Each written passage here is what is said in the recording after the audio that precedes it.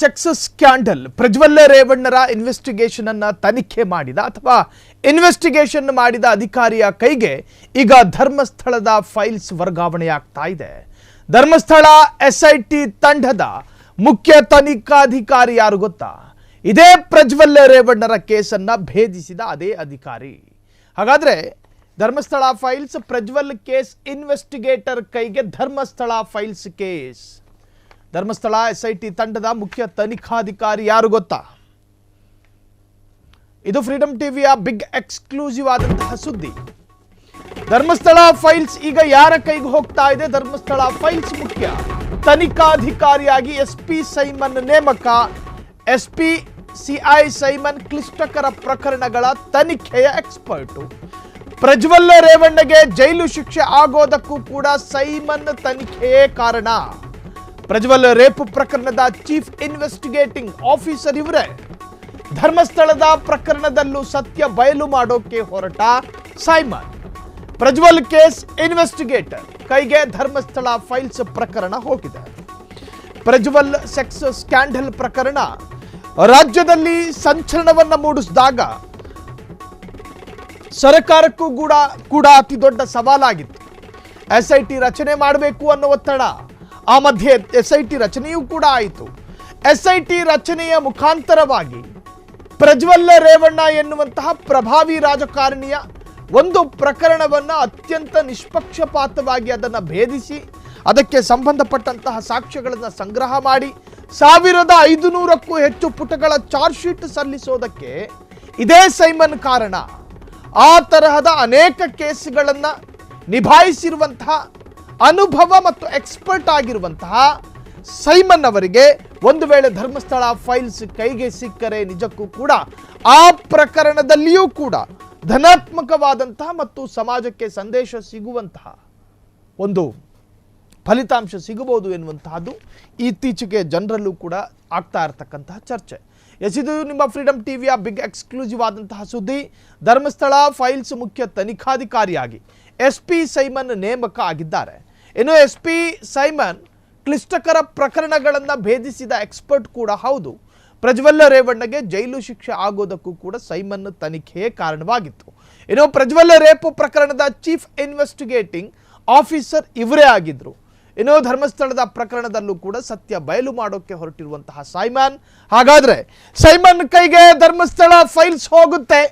ಧರ್ಮಸ್ಥಳ ಪ್ರಕರಣದಲ್ಲಿ ಇಂಚಿಂಚು ಶೋಧ ನಡೆಯುತ್ತೆ ಮತ್ತು ಅದಕ್ಕೆ ಕಾರಣಕರ್ತರ ಎಲ್ಲ ತರಹದ ಚಲನವಲನಗಳನ್ನು ಮತ್ತು ಅದರ ಮೂಲ ವ್ಯಕ್ತಿ ಯಾರು ಎನ್ನುವಂತಹದ್ದನ್ನು ಭೇದಿಸೋದಕ್ಕೆ ಸೈಮನ್ ಸರಿಯಾದಂತಹ ವ್ಯಕ್ತಿ ಅಂತೇಳಿ ಈಗಾಗಲೇ ಸೋಷಿಯಲ್ ಮೀಡಿಯಾದಲ್ಲಿ ಪರವಿರೋಧ ಚರ್ಚೆಗಳು ನಡೀತಾ ಇದೆ.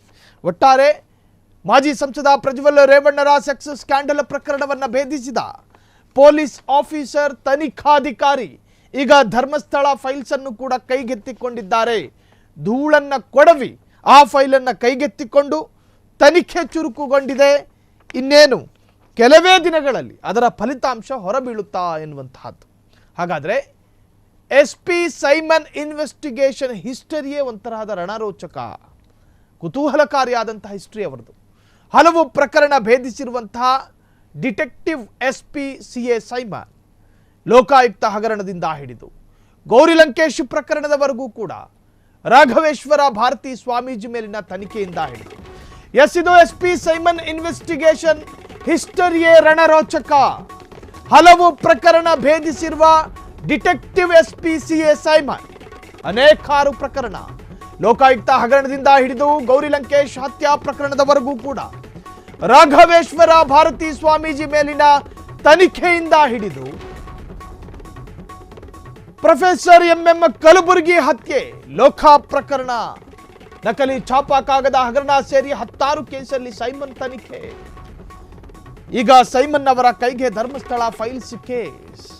ಗೌರಿ ಲಂಕೇಶ್ ಅವರ ಮನೆಯಲ್ಲಿ ಅತ್ಯಂತ ಭಯಾನಕವಾಗಿ ಬ್ರೂಟಲ್ ಆಗಿ ಆಕೆಯನ್ನು ಮರ್ಡರ್ ಮಾಡಲಾಗಿತ್ತು. ಆಕೆಯ ಸಿದ್ಧಾಂತ ಅದಕ್ಕೆ ಕಾರಣ ಆಗಿತ್ತು, ಬೇರೆ ಆಕೆಯ ನಿಲುವೆ ಅದಕ್ಕೆ ಕಾರಣ ಆಯಿತು. ಆ ಪ್ರಕರಣವನ್ನು ಕೂಡ ಭೇದಿಸಿದ್ದು ಎಸ್ಪಿ ಸೈಮನ್. ಅಷ್ಟೇ ಯಾಕೆ, ಎಂಎಂ ಕಲಬುರ್ಗಿ ಸಾಹಿತಿ ಆತ. ಇದೀಗ ಸೈಮನ್ ನೇತೃತ್ವದಲ್ಲೇ ಅಸ್ಥಿ ಪಂಜರಗಳ ಹುಡುಕಾಟ.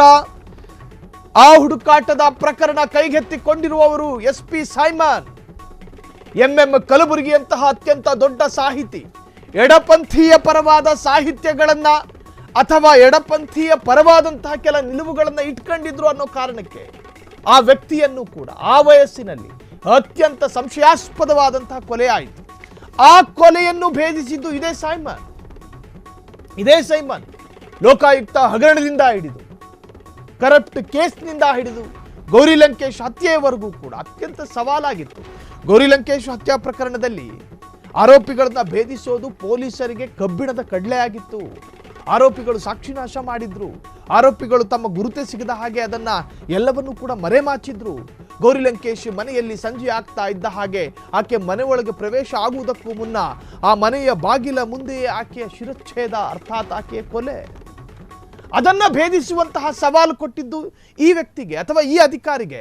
ಈ ತನಿಖಾಧಿಕಾರಿ ಈವರೆಗೂ ಭೇದಿಸಿದ ಅಷ್ಟು ಪ್ರಕರಣಗಳು ಹೈ ಪ್ರೊಫೈಲ್ ಪ್ರಕರಣಗಳು. ಎಸ್, ಈ ಬಗ್ಗೆ ಹೆಚ್ಚಿನ ಡೀಟೇಲ್ಸ್ ಕೊಡೋದಕ್ಕೆ ನಮ್ಮ ವಿಶೇಷ ಪ್ರತಿನಿಧಿ ಈಗ ಶರತ್ ಶರ್ಮಾ ಫೋನ್ ಸಂಪರ್ಕದಲ್ಲಿ. ಶರತ್, ಅಂತೂ ಇಂತೂ ಸೈಮನ್ ಅನ್ನುವಂಥ ಒಬ್ಬ ಪ್ರಾಮಾಣಿಕ, ಜೊತೆಗೆ ರಾಜ್ಯದಲ್ಲಿ ಅನೇಕ ಪ್ರಕರಣಗಳಲ್ಲಿ ವಿಸ್ಮಯವನ್ನೇ ಸೃಷ್ಟಿ ಮಾಡಿರುವಂಥ ಅಧಿಕಾರಿಯ ಕೈಗೆ ಧರ್ಮಸ್ಥಳ ಫೈಲ್ಸ್ ಹೋಗ್ತಾ ಇದೆ. ಏನಿದೆ ಈ ಬಗ್ಗೆ ಹೆಚ್ಚಿನ ಡೀಟೇಲ್ಸ್ ಶರತ್? ಸಾಹಿಲ್, ಮೊದಲ ದಿನದಿಂದಲೇ ಈ ಒಂದು ಪ್ರಕರಣದ ತನಿಖಾಧಿಕಾರಿಯಾಗಿ ಸೈಮನ್ ಅವರ ನೇಮಕ ಆಗಿದೆ. ಅಂದ್ರೆ ಮೊದಲು 4 ಜನರ ಒಂದು SIT ತಂಡವನ್ನ, ಅದರ ನಂತರದಲ್ಲಿ 20 ಅಧಿಕಾರಿಗಳ ಪಟ್ಟಿಯಲ್ಲಿ ಮೊದಲ ಹೆಸರೇ ಸೈಮನ್ ಅವರು ಬಿತ್ತು. ಸೊ ಅದೊಂದು ಕ್ಲಾರಿಟಿ ನಿಮಗೆ ಕೊಡಬೇಕು. ಅದರ ಜೊತೆಗೆ ಈ ಒಂದು ಪ್ರಕರಣದ ತನಿಖೆಯನ್ನ ಮಾಡ್ತಾ ಇರುವಂತಹ ಸೈಮನ್ ಅವರು ಈ ಹಿಂದೆ ಬಹಳಷ್ಟು ಪ್ರಮುಖ ಪ್ರಕರಣಗಳನ್ನ ಭೇದಿಸಿದ್ದಾರೆ. ಅದರಲ್ಲಿ ಮುಖ್ಯವಾದದ್ದು ಅಂತಂದ್ರೆ ಕರೀಂ ಲಾಲಾ ತೆಲಗಿ ಅವರ ಬಹುಕೋಟಿ ಛಾಪಾ ಕಾಗದ ಹಗರಣ. ಇದು ಇಡೀ ರಾಜ್ಯಾದ್ಯಂತ, ದೇಶಾದ್ಯಂತ ಸದ್ದು ಮಾಡಿದಂತ ಒಂದು ಗಂಭೀರ ಪ್ರಕರಣ. ಜೊತೆಗೆ ಇತ್ತೀಚೆಗೆ ಕರೀಂ ಲಾಲಾ ತೆಲಗಿ ಶಿಕ್ಷೆ ಅನುಭವಿಸುತ್ತಲೇ ಜೈಲಿನಲ್ಲೇ ಮೃತಪಟ್ಟಿದ್ರು. ಆ ಒಂದು ಪ್ರಕರಣದ ನಂತರದಲ್ಲಿ 98-99 ನಲ್ಲಿ ಒಂದು KPSC ಹಗರಣವಾಗುತ್ತೆ. ಗೋನಾಲ್ ಭೀಮಪ್ಪ ಅವರು KPSC ಚೇರ್ಮನ್ ಆಗಿರುವಂತಹ ಸಂದರ್ಭದಲ್ಲಿ ನಡೆಯಲಾಗಿದೆ ಅನ್ನುವಂತಹ ಒಂದು ಅತ್ಯಂತ ದೊಡ್ಡ ಭ್ರಷ್ಟಾಚಾರ ಪ್ರಕರಣದ ಹಗರಣದ ತನಿಖೆಯನ್ನು ಕೂಡ ಸೈಮನ್ ಅವರು ಮಾಡಿರ್ತಾರೆ. ಆ ಒಂದು ಪ್ರಕರಣದಲ್ಲೂ ಗಂಭೀರವಾದಂತಹ ಆರೋಪಗಳಿತ್ತು, ದೊಡ್ಡ ದೊಡ್ಡ ವ್ಯಕ್ತಿಗಳ ಹೆಸರು ಬಂದಿತ್ತು. ಅದಾದ ನಂತರದಲ್ಲಿ ಇವತ್ತಿಗೂ ಕೂಡ ಬಹಳಷ್ಟು ಸಾರ್ವಜನಿಕವಾಗಿ ಚರ್ಚೆಯಲ್ಲಿರುವಂತಹ ಒಂದು ಪ್ರಕರಣ ಅದು. ಆ ಪ್ರಕರಣವನ್ನ ಕೂಡ ಇವರೇ ಭೇದಿಸಿದ್ರು. ಅದೇ ರೀತಿಯಲ್ಲಿ ಹಲವು ಪ್ರಕರಣಗಳ SITಗಳಲ್ಲಿ ಈ ಒಂದು CA ಸೈಮನ್ ಏನಿದ್ದಾರೆ, ಈ ಒಂದು ವ್ಯಕ್ತಿ ಹಲವು ಪ್ರಕರಣಗಳನ್ನ ಭೇದಿಸಿದ್ದಾರೆ. ಅದರ ಜೊತೆಗೆ CID ಡಿಟೆಕ್ಟಿವ್ ಅಂತ ಒಂದೇ ಒಂದು ಬ್ಯಾಚ್ ಮಾತ್ರ ಅಧಿಕಾರಿಗಳು ನೇಮಕವಾಗಿದ್ರು. ಆ ಒಂದು ಅಧಿಕಾರಿಗಳ ಪಟ್ಟಿಯಲ್ಲಿ ಇವರು ಕೂಡ ಒಬ್ಬರು. ಇವರ ಸ್ಥಳದಲ್ಲೇ RK ಹೆಗಡೆ ಅಂತ ಇದ್ದಾರೆ. ಇದೇ ರೀತಿ ಹಲವು ಅಧಿಕಾರಿಗಳಿದ್ದಾರೆ. ಒಂದು ಬೇಸರದ ವಿಚಾರ ಏನು ಅಂತಂದ್ರೆ, ಈ ಒಂದು ವ್ಯಕ್ತಿಗೆ, ಈ ಒಂದು ಅಧಿಕಾರಿಗೆ 1 ವರ್ಷಗಳ ಕಾಲ ಯಾವುದೇ ಒಂದು ಪೋಸ್ಟಿಂಗ್ ಅನ್ನ ನೀಡಿರ್ಲಿಲ್ಲ. 1 ವರ್ಷಗಳ ಕಾಲದ ಒಂದು ವೇತನವನ್ನ ಕೂಡ ಇನ್ನೂ ಕೂಡ ಸರ್ಕಾರ ನೀಡಿಲ್ಲ. ಅಂದ್ರೆ ಪ್ರಾಮಾಣಿಕವಾಗಿ ಹಲವು ಪ್ರಕರಣಗಳನ್ನ ಭೇದಿಸಿ ಮತ್ತೆ ಯಾವುದೇ ಒಂದು ಪಕ್ಷಪಾತವಿಲ್ಲದೆ ನಿಷ್ಪಕ್ಷಪಾತವಾದ ತನಿಖೆಯನ್ನ ಪ್ರಾಮಾಣಿಕವಾಗಿ ಮಾಡುವಂತಹ ಅಧಿಕಾರಿಗಳಿಗೆ ಸರ್ಕಾರ ಎಲ್ಲೋ ಒಂದ್ ಸ್ವಲ್ಪ ಇರುಸು ಮುರುಸು ಆಗುವಂತೆ, ಸ್ವಲ್ಪ ಸಮಸ್ಯೆ ಆಗುವಂತೆ ಮಾಡ್ತಾ ಇದೆ ಅನ್ನುವಂಥದ್ದು ಕೂಡ ಚರ್ಚೆಗೆ ಬರುತ್ತೆ. ಯಾಕೆಂದ್ರೆ 1 ವರ್ಷಗಳ ಕಾಲ ಪೋಸ್ಟಿಂಗ್ ಇರಲಿಲ್ಲ. ಪ್ರಜ್ವಲ್ ರೇವಣ್ಣ ಪ್ರಕರಣ ಆಚೆ ಬಂದಾಗ ಮೊದಲ ಕ್ರೂಷಿಯಲ್ ಎವಿಡೆನ್ಸ್ ಗಳನ್ನ ಕಲೆಕ್ಟ್ ಮಾಡೋದಿರ್ಲಿ ಅಥವಾ ಇಡೀ ಒಂದು ಪ್ರಕರಣದ ತನಿಖೆಯ ಆರಂಭದ 3-4 ತಿಂಗಳುಗಳ ಕಾಲ CA ಸೈಮನ್ ಅವರೇ ಇಡೀ ಪ್ರಕರಣದ ನೇತೃತ್ವವನ್ನು ವಹಿಸಿದ್ರು. ಅದಾದ ನಂತರದಲ್ಲಿ ಅವರು ಇಲ್ಲಿಂದ ಮಂಗಳೂರಿಗೆ ಟ್ರಾನ್ಸ್ಫರ್ನ ಕೇಳ್ತಾರೆ. ಬಟ್ ಅದಾದ ನಂತರದಲ್ಲಿ ಅವರಿಗೆ ಪೋಸ್ಟಿಂಗ್ ಸಿಗೋದಿಲ್ಲ. ಸೊ ಅದಾದ ನಂತರದಲ್ಲಿ ಈಗ ಮತ್ತೆ ಪೋಸ್ಟಿಂಗ್ ಒಂದು 3 ತಿಂಗಳಿಂದ DCR ಆಗಿದೆ. ಅದಾದ ನಂತರದಲ್ಲಿ ಮತ್ತೊಂದು ಹೈ ಪ್ರೊಫೈಲ್ ಪ್ರಕರಣ ಧರ್ಮಸ್ಥಳ ಫೈಲ್ಸ್ ಈಗ ಅವರ ಕೈಯಲ್ಲಿದೆ. ಮತ್ತೆ ಈ ರೀತಿಯ ಪ್ರಾಮಾಣಿಕ ಅಧಿಕಾರಿಗಳು ಇಂತಹ ಒಂದು ಪ್ರಕರಣಗಳಲ್ಲಿ, ಅದರಲ್ಲೂ ಪರ ವಿರೋಧದ ಚರ್ಚೆಗಳು ಹೆಚ್ಚಿದ್ದಾಗ ಈ ತರ ಕ್ರೆಡಿಬಿಲಿಟಿ ಇರುವಂತಹ ಅಧಿಕಾರಿಗಳನ್ನು ಸರ್ಕಾರ ನೇಮಕ ಮಾಡಿರೋದು ಕೂಡ ಒಂದು ಉತ್ತಮವಾದಂತಹ ನಡೆ. ಅದರ ಜೊತೆಯಲ್ಲಿ ಫ್ರೀಡಂ ಟಿವಿ ಜೊತೆಗೆ ಕೆಲ ಅಧಿಕಾರಿಗಳು ಕೂಡ ಈ ಬಗ್ಗೆ ಮಾತನಾಡಿದ್ರು. ಜೊತೆಗೆ ಸೈಮನ್ ಅವರ ಬಗ್ಗೆ, ಡಾಕ್ಟರ್ ಪ್ರಣವ್ ಮೊಹಾಂತಿ ಅವರ ಬಗ್ಗೆ, DIG MN ಅನುಚೇತ್ ಅವರ ಬಗ್ಗೆ ದೂರುದಾರ ಮತ್ತು ದೂರುದಾರನ ಪರ ವಕೀಲರಿಗೂ ಕೂಡ ಒಂದು ನಂಬಿಕೆ ಇದೆ. ನಿಷ್ಪಕ್ಷವಾದಂತಹ ತನಿಖೆಯನ್ನ ಮಾಡ್ತಾರೆ, ತನಿಖೆ ಸರಿಯಾದ ರೀತಿಯಲ್ಲಿ ಹೋಗುತ್ತೆ ಅಂತ. ಆದ್ರೆ ಇದುವರೆಗೂ ಕೂಡ ಪ್ರತಿನಿತ್ಯ ಬೆಳಗ್ಗೆಯಿಂದ ರಾತ್ರಿಯವರೆಗೂ ಕೂಡ ಅಗೆತ ಕಾರ್ಯ ಮುಂದುವರೆದ್ರು ಕೂಡ ಯಾವುದೇ ರೀತಿಯಾದಂತಹ ಒಂದು ಖಚಿತ ಕುರುಹುಗಳು ಸಿಗ್ತಾ ಇಲ್ಲ. ಇನ್ನು 3 ಜಾಗಗಳು ಮಾತ್ರ ಪೆಂಡಿಂಗ್ ಇದಾವೆ.